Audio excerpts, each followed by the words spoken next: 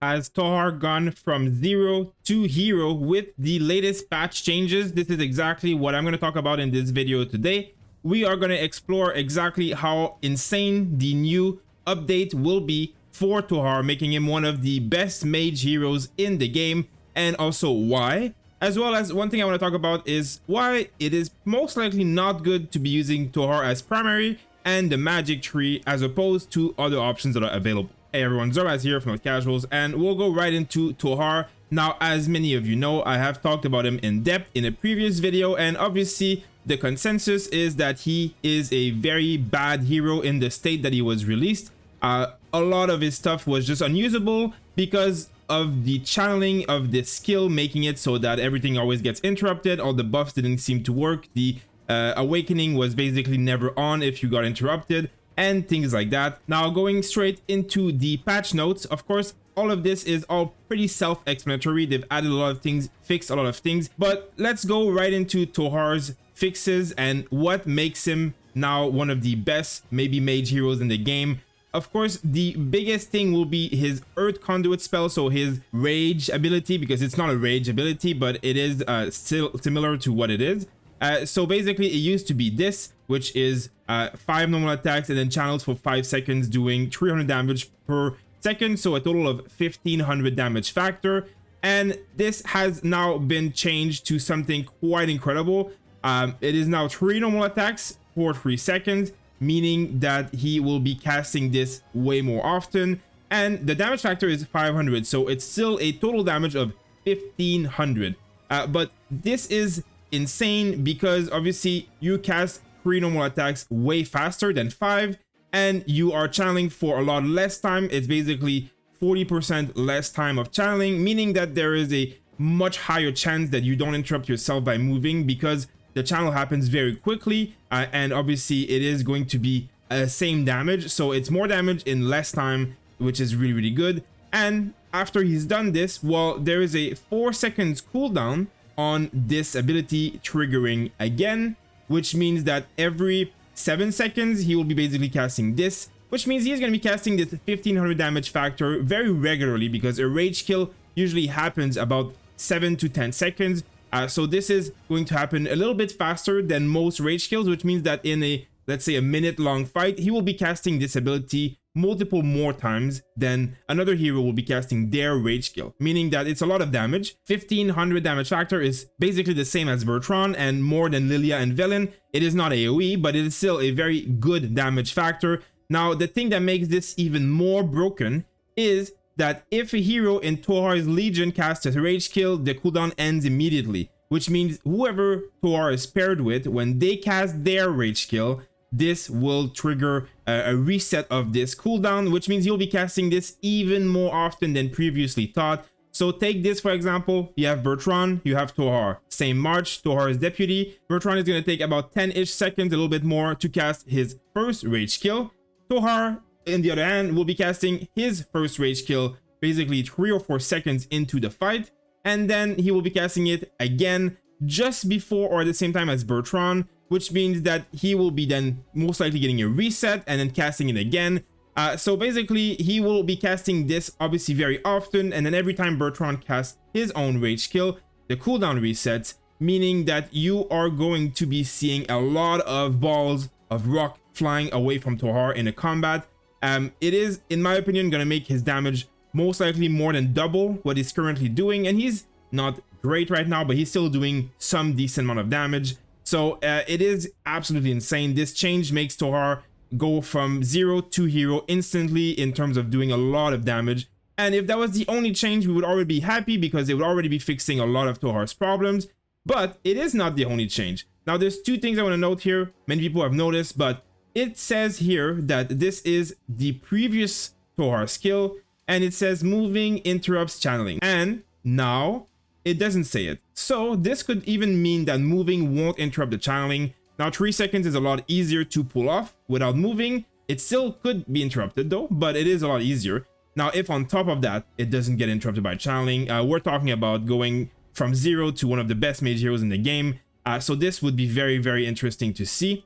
And there will be a lot of arguments to be made on what pairings could be done with Tohar, because he will now become good with very many heroes, and just in general with any heroes, he will become one of the best. So I don't think he's going to be better than Lilia or Velen, but he's going to be on par with them, and he is going to do insane amount of work with a Bertrand Tohar March. That March is going to be deleting enemies, and people are going to be regretting not pulling on them. Now, the next ability is going to be the Plateau Protection. While channeling Rage of the Plateau, Tohar gains Unyielding and Shelter. So this is a 15% counterattack damage reduction and 35% defense.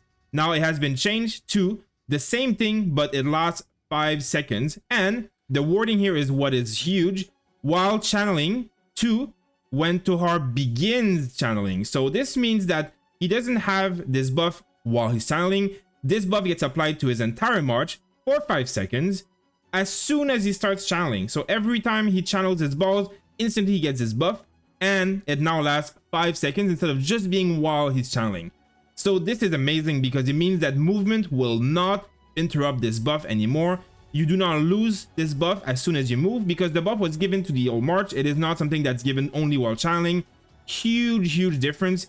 This means we are looking at here, for 3 seconds he's channeling, and then for 4 seconds he has a cooldown. This is 7 seconds. This means that every beginning of second that he casts his channeling, he is going to be getting this buff for 5 seconds, and then 7 seconds later he's going to have this buff again. So the uptime on this is going to be huge. It's obviously going to be up all the time, 5 seconds out of 7 seconds.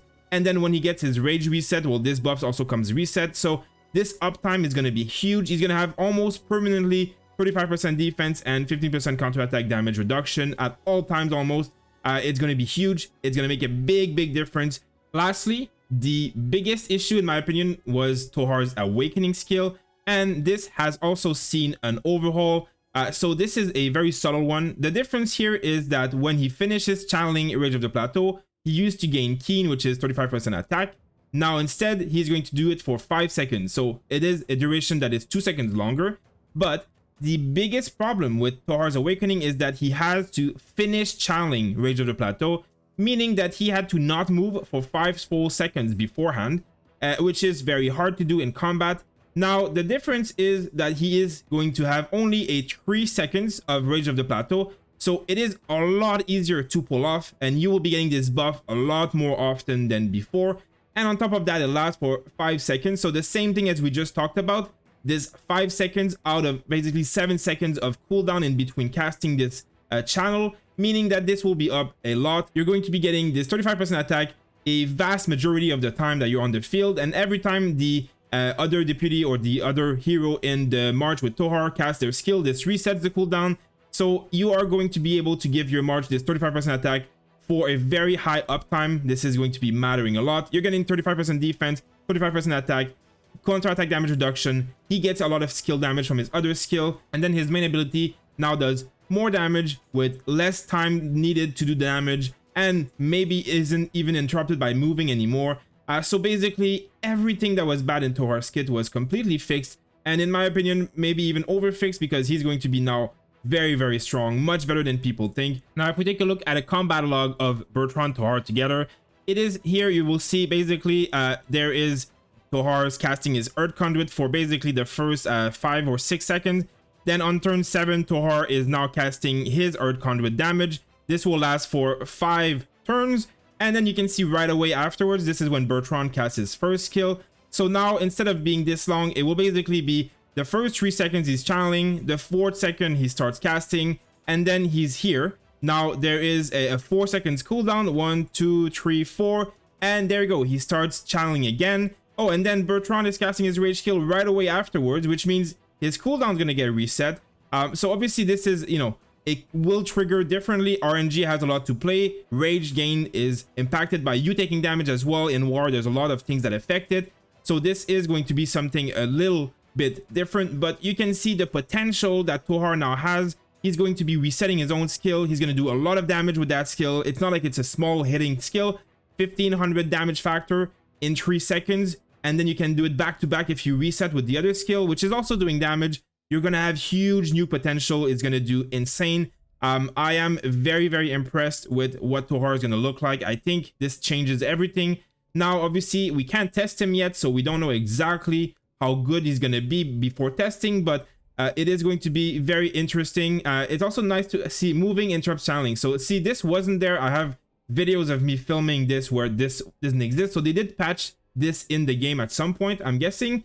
But now obviously the new skill does not have this sentence, moving interrupt channeling, which means that if it's true, if moving does not interrupt his channeling, he will be a beast, unstoppable. You will never be able to prevent his buffs on him. I mean, it's insane, it's amazing. He's also very good in Garrison. It has been tested by quite a few people who are doing war. Obviously, he is a Garrison hero, and the current meta has a lot of infantry as rally with Gorish Skogul, and he is one of the things that does counter that very well. So it is actually quite interesting to see how strong Tohar is going to be and how much they buffed him. He is going to be amazing with Bertrand. He obviously enables Bertrand and the Mirage Orb because he gives a ton of buffs. Obviously, Tohar has a buff here gaining Keen, and he has a buff here gaining Shelter and gaining Undying. So basically, one turn of Tohar makes the Mirage Orb at maximum stack here from gaining buffs from hero skill. So obviously they work very well together, but Tohar can also be seen if you want to do Bertrand Tia. Tohar could be very, very good with Lilia as a secondary, or even maybe with Velen as a secondary. Though I would do probably, you know, I would do Bertrand with Tia flying, and then I would do Lilia with Tohar, and then I would do Velen Waldir or Waldir Velen. You have 3 insane Mage March right there. Obviously, a lot of the deputies can be moved around. You can do Bertrand Tohar, and then Lily with Velen or Lily with Tia, and you have very, very solid options here. So it is going to be amazing. It's really nice to have a 6th mage hero that is actually very decent, as opposed to the way it was where he was just enabling Bertrand. In any case, I will obviously now start investing in him. He is much better than he used to be, so it is going to be very, very exciting to see. As soon as the new hero comes out, of course, we'll be testing. We'll be in the middle of war, so a lot of stuff will be happening, so make sure to stay tuned for that. Now, the last thing I want to talk about with Tohar is I've seen some people ask and talk about having Tohar as the primary hero and the magic tree, and sadly I think that is actually really not good at all, and there's many reasons for that. First, I don't see why you would be using magic and support on Tohar when you could be using magic and skill on Bertrand. It is obviously much better in every way. I mean, the magic tree is the same, so there's no difference there if you want to be using magic tree, but skill is so much better in so many ways. Now, taking a look here at the magic tree, now there is obviously the first amount here doesn't matter because you will be getting that with Bertrand. With Bertrand, you go full skill, and then the first part of magic is usually the best, and you would be obviously getting one of these two, which are obviously, this is very, very bad for Tohar. You don't want this to be picked at any type because he doesn't have additional target, neither does Bertrand. So this is what you're getting, and this is obviously great, but it is still something to take in mind that Tohar, even though his skills might get updated, he doesn't have a rage skill. Like, this is still not a rage skill, and from the updates, it doesn't say it's a rage skill.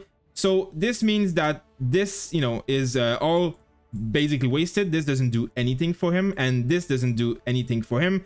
Doesn't have a rage skill. So this is what it is. But the things that people have been going to is obviously the rest of the magic tree. And many people are talking about Iconoclasm, which is obviously amazing. The reason being that the season talents, one of them makes you gain attack, and it's basically getting this to max stack, which is 10% skill damage permanently. You basically have 10% skill damage permanently when you have Iconoclasm in season T1. But it's also interesting that you don't really need the season talent. Tohar himself gains 3 buffs every time he casts, so obviously this is going to be max all the time with Tohar.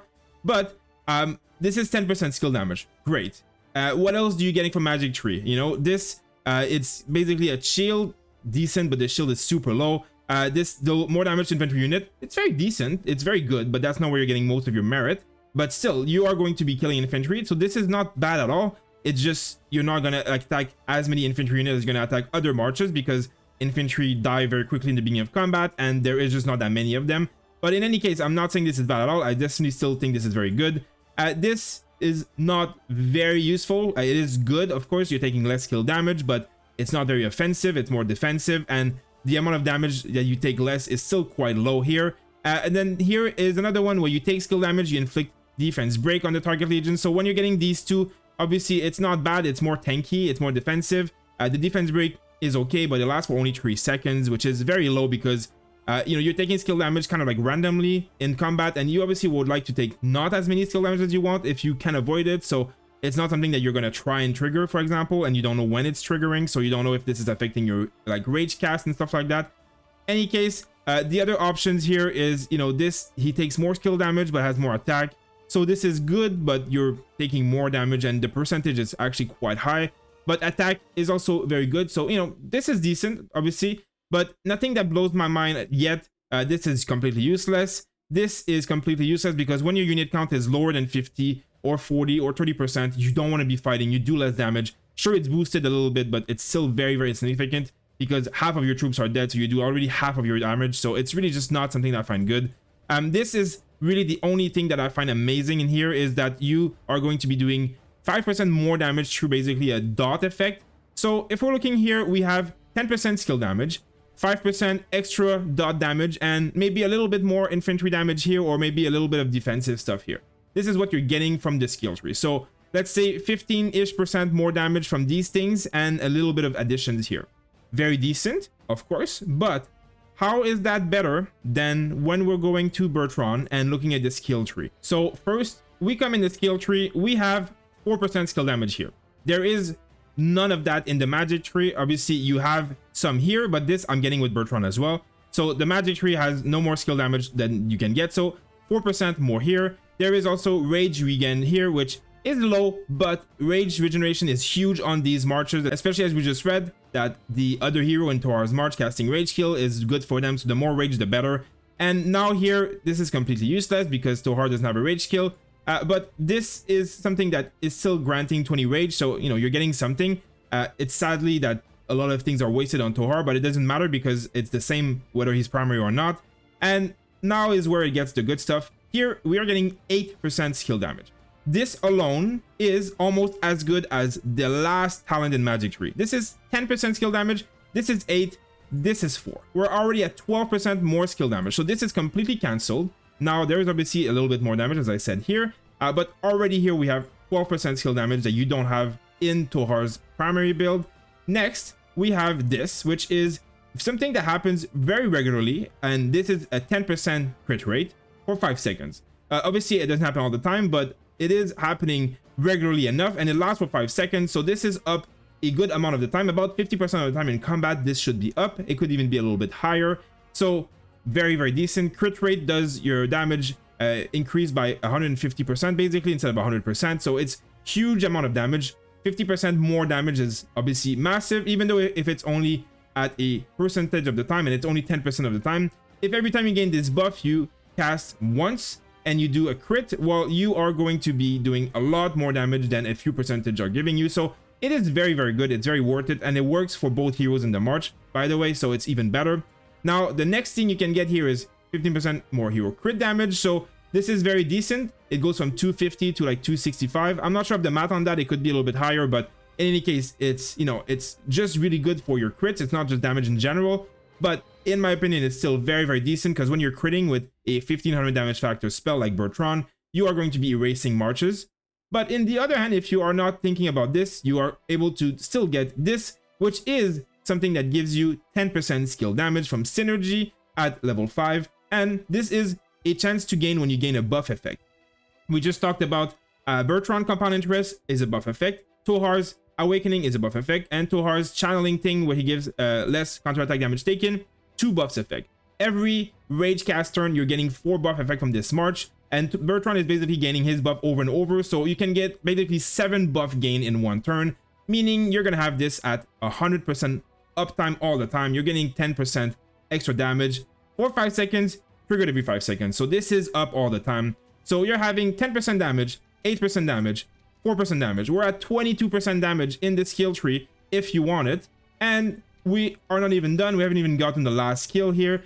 It's already at this point better than this and this combined, in my opinion, by quite a lot. Because it is obviously affecting both heroes in the March. You're getting yourself crit, which is easy to gain. It's free. Like this whole crit is free, even with more skill damage in the magic tree. And then you go to the last one. So obviously this is another 8% damage that you can gain if you stay in battle for a long time. It is obviously hard to stay in battle forever, but you can gain 3 to 5% of this pretty much all the time because you're going to be staying in battle long enough to cast quite a few rage kill usually. So this is quite insane. Obviously, it doesn't work with Tohar because he doesn't have a rage skill, but it does work for Bertrand, so it is still very decent. And otherwise, you can just get Thirst for Blood, which is an additional 60 damage factor, which is, you know, not terrible, not great. It's about 4 or 5% extra damage on his 1500 damage factor. So this is, I think, like 4% of 1500 damage, a little bit less maybe. Again, it's a few percentage of damage, right? Like it might not be counted the same as 8% damage factor, but 60 out of 1500 or 60 out of 1200, which is exactly 5%, it's still 5%, right? So we're adding up here to a lot of crit, a lot of bonuses, a lot of skill damage, as opposed to a few defensive buffs, a little bit of damage against infantry only, a little bit of damage as a dot, and 10%. So I don't really understand why anyone would ever choose magic. Of course, in a 1v1 situation, which means absolutely nothing in this game, it might be better, but in war, there is absolutely no way you won't be performing better with a skill tree Bertrand as primary to Tohar. There is just no way. Now, it's also good to remember that you have Blue Blood, which is something that gives you 15% attack and defense if they do not take normal attack damage. Now, if you're taking normal attack damage with your flying or your Bertrand March, you're not playing correctly. Obviously, you will be taking damage sometimes from normal attacks, but then you back off because you're targeted and you go back in, and this buff reactivates itself in 3 seconds. So it's not like you need to be not targeted for a long time to get this full advantage. In a 1v1 duel, you will never have this buff, which makes all 1v1 duels completely pointless because it's half of the kit of Bertrand. Really, it's a lot of stats. It's 30% stats that you just wasted when you're 1v1ing. And it's just not how war works. 1v1 is just not it. You don't just stand still and attack forever. Tohar currently in his state in a 1v1 is way better than he would be in the open field. He is half as good in the open field currently. Obviously, this will change with the patch, but when you're testing Tohar in a 1v1 right now, it makes no sense. Bertrand is missing his biggest buff, and Tohar is getting his full channel and his awakening, all that stuff, which never happens in PvP right now because you're moving every 5 seconds unless you're playing very weirdly. So there's really just a lot here. I don't understand why anybody would go magic. Let me know what you think about Tohar with all these fixes, and if you are now thinking about pulling him or not. I am obviously going to be thinking about making him a bit more decent than 511 currently. And now that the awakening skill is going to be completely amazing as opposed to never being on, it makes a big difference for me. So obviously I am going to be thinking about maxing him out. I do have the tokens for it that are ready, so I will be pushing T5 also next week during the strongest greatest height event. And then obviously a lot of fun things are going to be happening with war this season as TFS is embarking in its war zones in a few days, and then the last zone opens a few days later. So a lot happening, a lot coming. Make sure to subscribe and stay tuned for that. Thank you guys for watching, and I'll see you on the next video.